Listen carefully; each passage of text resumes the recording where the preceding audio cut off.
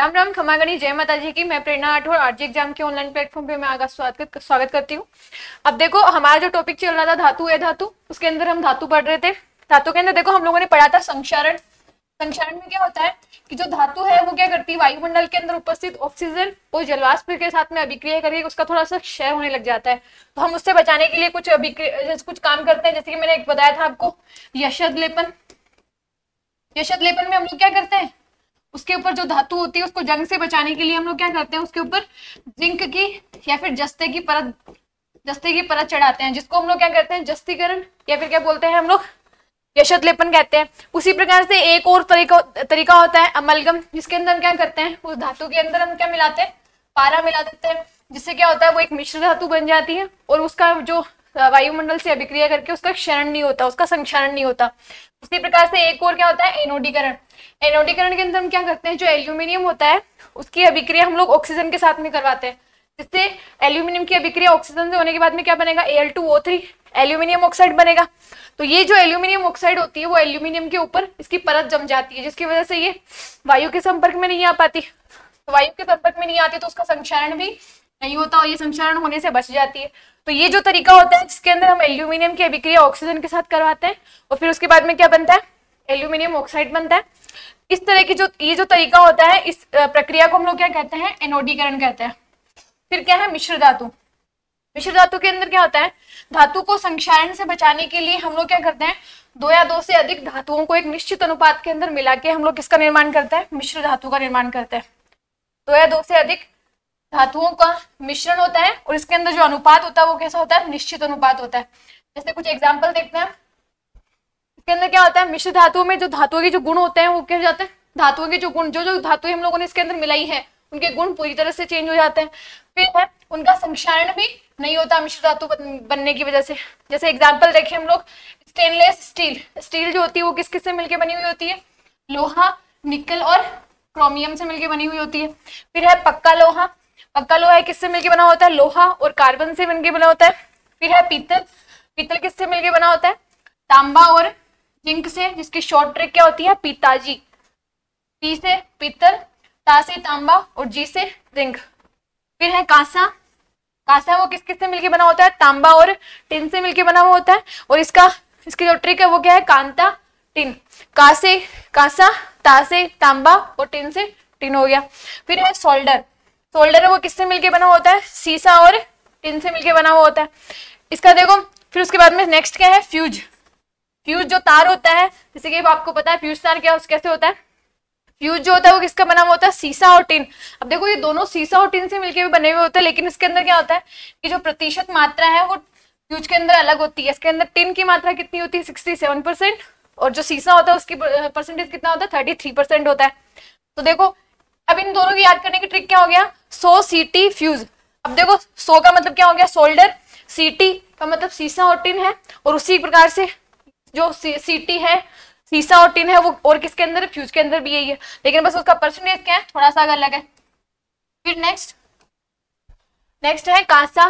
कांसा के अंदर क्या होता है, तांबा है वो 88% होता है और टिन है वो कितने परसेंट होता है, 12% होता है।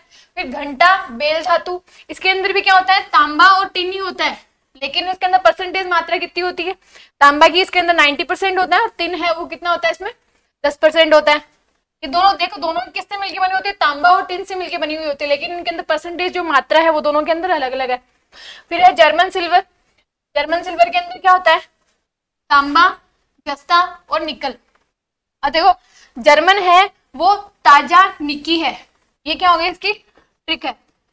मतलब जो जर्मन सिल्वर है, ताजा का मतलब क्या हो गया, तांबा और जिंक, निक्की का मतलब क्या हो गया, निकल। फिर है नाइक्रोम। नाइक्रोम के अंदर क्या क्या होता है, निकल, क्रोमियम, लोहा, कार्बन और मैग्नीशियम। देखो नाइक्रोम के अंदर देखो, नाई से इससे तो क्या बन जाएगा, निकल।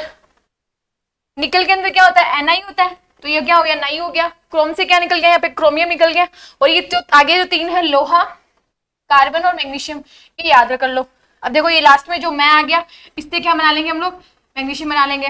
ये एक तरीके से मैं याद करने का तरीका बता रही हूँ जो मैं खुद सोचती हूँ। फिर है गन मेटल। गन मेटल किससे बना हुआ होता है, तांबा, टिन और जस्ता। ताजा टिन से बनी हुई गन मेटल। ताजा का मतलब क्या हो गया, तांबा और जस्ता। फिर क्या हो गया, टिन से, टिन का मतलब टिन से बनी हुई क्या है, गन मेटल है। तो ये क्या हो गई इसकी, ये ट्रिक हो गई याद करने की। इससे रिलेटेड क्वेश्चन आता है कि भाई जो नाइक्रोम है उसके अंदर कौन सी नाइक्रोम जो मिश्र धातु है वो किस किस कौन कौन सी मिश्र धातुओं से मिलकर बनी हुई होती है, या फिर निम्न में से कौन सी धातु उसके अंदर मिक्स हुई हुई नहीं रहती है। फिर सोल्डर, सोल्डर जो इसको हम लोग टांका धातु भी बोलते हैं, इसके अंदर क्या होता है, टिन और लेड धातुओं का मिश्रण होता है। फिर है महत्वपूर्ण बातें, जो धातुएं होती है उन धातुओं के अंदर कुछ कुछ धातुएं जो उनको किस तरह से हम लोग काम में लेते हैं वो हम लोग देखेंगे। फिर है जो प्लेटिनम, प्लेटिनम को हम लोग क्या कहते हैं, सफेद सोना भी बोलते हैं और उसको एटम उत्प्रेरक भी कहते हैं। फिर पारा, पारा धातु है वो सामान्य ताप के ऊपर कैसी अवस्था में पाया जाता है, द्रव अवस्था में पाया जाता है, लेकिन जबकि जो धातुएं होती है वो कौन सी अवस्था में पाई जाती है, ठोस अवस्था में पाई जाती है। फिर है टाइटेनियम, तो हम लोग रणनीतिक धातु कहते हैं क्योंकि इसका जो उपयोग है वो अस्त्र शस्त्र बनाने के लिए किया जाता है, इसलिए हम लोग इसको क्या बोलते हैं, रणनीतिक धातु कहते हैं। फिर है यूरेनियम, यूरेनियम को हम लोग क्या कहते हैं, आशा धातु कहते हैं। फिर है एल्यूमिनियम और टाइटेनियम है, इनको हम लोग क्या कहते हैं, भविष्य की धातु कहते हैं। सीजियम और गैलियम है, ये दोनों क्या है, इनको हम लोग मुट्ठी में बंद करेंगे तो क्या हो जाती है, वाष्प बन के उड़ जाती है। फिर है सीजियम धातु, सीजियम धातु उसका उपयोग किसमें किया जाता है, प्रकाश विद्युत सेल के अंदर, सेल बनाने के लिए या फिर सोलर सेल बनाने के लिए किसका उपयोग किया जाता है, सीजियम धातु का उपयोग किया जाता है। फिर नेक्स्ट है मोटर गाड़ियों की जो नंबर प्लेट होती है या फिर जो विज्ञापन बोर्ड होते हैं उनके ऊपर किसका प्रयोग किया जाता है, रेडियम धातु का प्रयोग किया जाता है। फिर है जिंक, कैडमियम और पारा, ये सब कैसी धातुएं होती है, वाष्पशील धातुएं होती है। फिर है सोडियम, सोडियम को हम लोग क्या करते हैं, मिट्टी के तेल में डुबो के रखते हैं क्योंकि ये वायुमंडल की जो जलवाष्प है उसके साथ में क्रिया करके विस्फोट उत्पन्न करती है, ये मैंने आपको बताया था पिछली क्लासेस के अंदर। फिर है लिथियम और पोटेशियम, इनको हम लोग क्या करते हैं, मोम के अंदर लपेट के रखते हैं, क्यों, क्योंकि ये वायु के साथ में अत्यधिक क्रिया करती है। फिर लिथियम, सोडियम और पोटेशियम, इनको हम लोग धातु को चाकू से भी नॉर्मली काट सकते हैं। फिर है सबसे जो महंगी धातु होती है वो कौन सी होती है, यूरेनियम होती है। लिथियम का उपयोग हम लोग मोबाइल की बैटरी बनाने के अंदर, इलेक्ट्रॉनिक वाहन जो होते हैं उनकी बैटरी बनाने में, और जो शरीर के जो कृत्रिम अंग होते हैं उनको बनाने के लिए उपयोग में लेते हैं। नेक्स्ट देखते हैं जो क्लोरोफिल वर्णक होता है, जो जैसे कि जो पेड़ पौधे हैं वो हरे दिखाई देते हैं, उसका कारण क्या होता है, जो क्लोरोफिल वर्णक होता है वो। अब ये जो क्लोरोफिल वर्णक होता है इसके अंदर भी एक धातु पाई जाती है, इसको हम लोग क्या कहते हैं, मैग्नीशियम धातु। और जो क्लोरोफिल वर्णक है उसी की वजह से जो पत्तियां हैं वो कैसे दिखाई देती है, हमें हरे कलर की दिखाई देती है। आतिशबाजी जो होती है कि पटाखों की जो रोशनी होती है उसके अंदर जो गहरा लाल रंग है वो किसकी वजह से दिखाई देता है, स्ट्रोंसियम की वजह से, और जो हरा रंग दिखाई देता है वो किसकी वजह से दिखाई देता है, बेरियम की वजह से। ये थोड़ा सा ध्यान रखने की बात है, इनसे रिलेटेड क्वेश्चन आ सकता है। फिर नेक्स्ट है धातु, धातुओं के गुण हम लोगों ने देख लिए थे। अब जो जो गुण है ऐसे तत्व जिनके अंदर धातुओं के गुण नहीं पाए जाएंगे उनको हम लोग क्या कहेंगे, अधातु कहेंगे, कि धातुओं की तरह व्यवहार नहीं करती है। जो धातुएं होती है वो क्या करती है, इलेक्ट्रॉन त्यागती है, ये क्या करते हैं, इलेक्ट्रॉन ग्रहण करते हैं। आवर्त सारणी के अंदर मैंने बताया था जो बाईं ओर है वो क्या पाई जाती है, धातुएं पाई जाती है, और मध्य में भी धातुएं पाई जाती है, लेकिन एक जिगजैग जो होती है जहाँ पे क्या पाई जाती है, अधातुएं पाई जाती है। तो इनके दाईं तरफ कौन सी पाई जाती है, अधातुएं पाई जाती है, नहीं ऊपरी यहाँ पे ये उपधातुएं होती है, यहाँ पे उपधातुएं होती है जिसकी मैंने एक ट्रिक भी बताई थी आपको। और इस साइड जो दाईं ओर पाई जाती है वो कौन सी होती है, अधातुएं होती है। ये जो अधातुएं होती है वो कैसी होती है, विद्युत और ऊष्मा की क्या होती है, कुचालक होती है, लेकिन इसके अंदर एक ग्रेफाइट जो होती है वो क्या होता है, विद्युत का सुचालक होता है। अब ये जो कुचालक होने का कारण क्या है, क्योंकि अधातुओं के अंदर मुक्त इलेक्ट्रॉन नहीं पाए जाते। अब देखो विद्युत प्रवाहित होगी तो उसके लिए मैं क्या चाहिए होगा, मुक्त इलेक्ट्रॉन चाहिए, मुक्त इलेक्ट्रॉन होंगे तभी तो विद्युत धारा प्रवाहित होगी, लेकिन अधातुओं के अंदर मुक्त इलेक्ट्रॉन है वो नहीं पाए जाते। फिर देखो अभ्रक सबसे ज्यादा कुचालक, फिर है पार्सिलिन, कांच और रबर। सबसे कम जो कुचालक होती है वो कौन सी होती है, रबर होती है। फिर जो अधातुएं होती है वो अधिकतर कैसे पाई जाती है, ठोस अवस्था में पाई जाती है, लेकिन जो ब्रोमीन है वो द्रव अवस्था में पाई जाने वाली अधातु है, थोड़ा ध्यान रखना। फिर है ग्रेनाइट, जो ग्रेनाइट है वो क्या होता है, विद्युत की सुचालक होती है, जबकि जो अधातुएं होती है वो सभी की सब कैसी होती है, विद्युत की कुचालक होती है। कुछ प्रमुख अधातुएं अब हम लोग पढ़ेंगे, जो अधातुएं हैं उनके बारे में कि उसको हम लोग किस प्रकार से उपयोग में लेते हैं। सबसे पहली हो गई हाइड्रोजन। हाइड्रोजन जो आवर्त सारणी के अंदर सबसे पहला तत्व पाया जाता है, इसको हम लोग भविष्य का ईंधन भी कहते हैं। इसका उपयोग वनस्पति घी के निर्माण के अंदर किया जाता है। हल्की होने के कारण इसको गुब्बारों में भरा जाता है, लेकिन हीलियम के साथ में भरा जाता है। और हीलियम की मात्रा कितनी होती है यहाँ पे 85% और हाइड्रोजन की मात्रा कितनी होती है यहाँ पे 15%। फिर है जो द्रव हाइड्रोजन होता है उसका उपयोग रॉकेट के अंदर द्रव ईंधन के रूप में किया जाता है। फिर है समस्थानिक, इसके 3 समस्थानिक होते हैं। समस्थानिक का मतलब ये होता है कि जिनका परमाणु क्रमांक तो क्या हो, Z है वो तो कैसा हो, समान हो, लेकिन इनका जो द्रव्यमान परमाणु द्रव्यमान होता है वो कैसा होता है, द्रव्यमान अलग अलग हो। अब देखो ये जो नीचे यहाँ पे शो हो रहता है इसको हम लोग बोलते हैं Z परमाणु क्रमांक, और यहाँ पे जो शो रहता है उसको हम लोग क्या कहते हैं, परमाणु द्रव्यमान।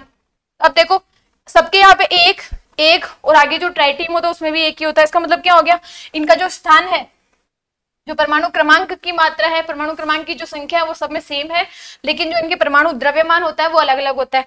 तो पहला 1H1 इसको हम लोग क्या कहेंगे, प्रोटियम कहेंगे। फिर है 1H2, इसके अंदर क्या होता है, परमाणु क्रमांक तो एक है लेकिन परमाणु द्रव्यमान यहाँ पे कितना हो गया, 2, इसको हम लोग क्या कहते हैं, ड्यूटेरियम बोलते हैं। फिर 1H3 इसको हम लोग क्या बोलते हैं, ट्राइटियम बोलते हैं। फिर है हमारा अगली धातु कार्बन, इसको हम लोग क्या कहते हैं, सार्वभौमिक तत्व भी बोलते हैं, क्योंकि इसके अंदर श्रृंखलन का जो अलग और भी बहुत सारे तत्व होते हैं उनके साथ में ये श्रृंखला बनाने का काम करता है। इस वजह से इसके अंदर श्रृंखलन का जो गुण है वो बहुत ज्यादा पाया जाता है। प्रकृति के अंदर जो मैक्सिमम कार्बनिक यौगिक देखे जाते हैं। फिर इसके अंदर अपरूपता का गुण पाया जाता है। अपरूपता का गुण के अंदर क्या होता है कि इसके जो कार्बनिक यौगिक बनेंगे उनका भौतिक गुण तो समान होगा, लेकिन रासायनिक गुण इनके कैसे हो जाएंगे, भौतिक गुण है वो तो अलग अलग रहेंगे, लेकिन रासायनिक गुण कैसे रहेंगे, इनके समान रहेंगे। एग्जाम्पल हीरा, ग्रेफाइट और फुलरीन। फिर देखो जो हीरा है इसका उपयोग किसमें किया जाता है, कांच को काटने के अंदर, पत्थर की पॉलिश करने के अंदर, और वो कैसा हीरा होता है, काला हीरा होता है। फिर है ग्रेफाइट, ग्रेफाइट का उपयोग किसमें किया जाता है, शुष्क शेल के अंदर विद्युत अपघटन में इलेक्ट्रोड के रूप में इसका उपयोग किया जाता है। शुष्क स्नेहक के रूप में किया जाता है, और पेंसिल के निर्माण के अंदर किसका प्रयोग किया जाता है, ग्रेफाइट का प्रयोग किया जाता है। नेक्स्ट देखते हैं, नेक्स्ट है फुलरीन। ये भी क्या है, कार्बन का अपर रूप है। MRI और जो एक्सरे होता है इसके अंदर किसका प्रयोग किया जाता है, फुलरीन का प्रयोग किया जाता है। फिर है सिलिकॉन, सिलिकॉन है वो एक अर्धचालक होती है, अर्धचालक के निर्माण में और कंप्यूटर की जो चिप होती है उसके निर्माण के अंदर और कृत्रिम हीरा बनाने के निर्माण के अंदर जो उपयोग ली जाती है उसको हम लोग क्या कहते हैं, सिलिकॉन कहते हैं। फिर है नाइट्रोजन, वायुमंडल के अंदर ये 78.03% पाई जाती है।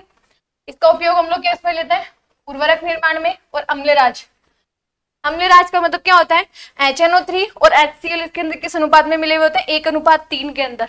तो इसको बनाने में भी किसका प्रयोग किया जाता है, अम्लराज बनाने में भी किसका प्रयोग किया जाता है, नाइट्रोजन का। अम्लराज का जो उपयोग है वो सोने को और प्लेटिनम को पिघलाने के लिए किया जाता है। फिर है फॉस्फोरस, फॉस्फोरस हम लोग सफेद फॉस्फोरस जो होता है वो अग्नि बम और धूम्र बम बनाने के लिए काम में आता है। और जो स्फुरदीप्त होता है इसको हम लोग, इसकी जो गंध होती है वो कैसी होती है, लहसुन की जैसी होती है।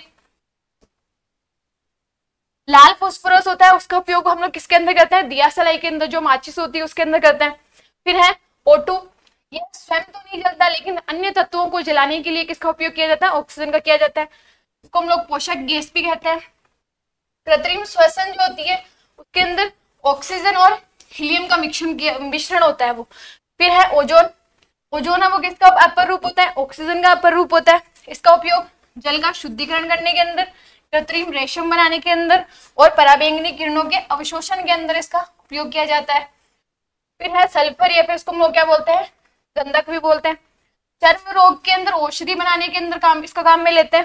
फिर है घाव को सुखाने में, प्राकृतिक रबर से इसके साथ में क्रिया करवाएंगे ना तो क्या प्राप्त हो जाएंगे, हमें रबर का वल्कनीकरण करवाया जाता है, जिसको हम लोग रबर का वल्कनीकरण कहते हैं। मतलब क्या हो गया कि जब हम लोग प्राकृतिक रबर की क्रिया हम लोग सल्फर के साथ करवाएंगे तो इस प्रोसेस को हम लोग क्या कहते हैं, रबर का वल्कनीकरण कहते हैं। फिर है H2SO4, जिसको हम लोग क्या कहते हैं, कशिश का तेल, ऑयल ऑफ विट्रियोल या फिर रसायनों का राजा कहते हैं। इसका उपयोग किसमें किया जाता है, पेट्रोल के शुद्धिकरण के अंदर, चीनी के निर्जलीकरण के अंदर और बैटरी के अंदर प्रमुख विद्युत अपघट्य के रूप में किसका उपयोग किया जाता है, H2SO4 सल्फ्यूरिक अम्ल का। फिर है हेलोजन तत्व, हेलोजन तत्व जो होते हैं हेलोजन तत्व जैसे कि क्लोरीन,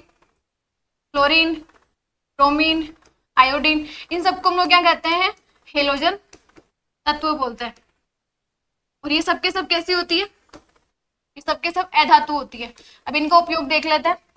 ग्रीक भाषा के अंदर इनका उपयोग, इनका अर्थ क्या होता है, लवण उत्पादक। ये धातु के साथ में क्रिया करके क्या बनाते हैं, लवण बनाते हैं। अब देखो सबसे पहले हम लोग देखेंगे क्लोरीन। क्लोरीन का उपयोग किसमें किया जाता है, ब्लीचिंग पाउडर निर्माण के अंदर, पेयजल का शुद्धिकरण के अंदर उपयोग किया जाता है, चीनी को सफेद करने के अंदर, और फल फूलों के रंग को उड़ाने के अंदर भी किसका प्रयोग किया जाता है, क्लोरीन का। फिर है ब्रोमीन, यह द्रव अधातु होती है। ब्रोमीन है वो एक ऐसी अधातु है जो किस अवस्था में पाई जाती है, द्रव अवस्था के अंदर। इसको हम लोग क्या कहते हैं, आंसू गैस भी बोलते हैं। फिर है आयोडीन, टिंचर आयोडीन में आयोडीन और एथिल अल्कोहल मिला हुआ होता है। इसका उपयोग हम लोग क्या करते हैं, घाव, चोट आदि की मरम्मत करने के अंदर प्रयोग करते हैं। Thank you so much. हमारा आज अधातु है, अधातु चैप्टर हमारा खत्म होता है। Thank you so much.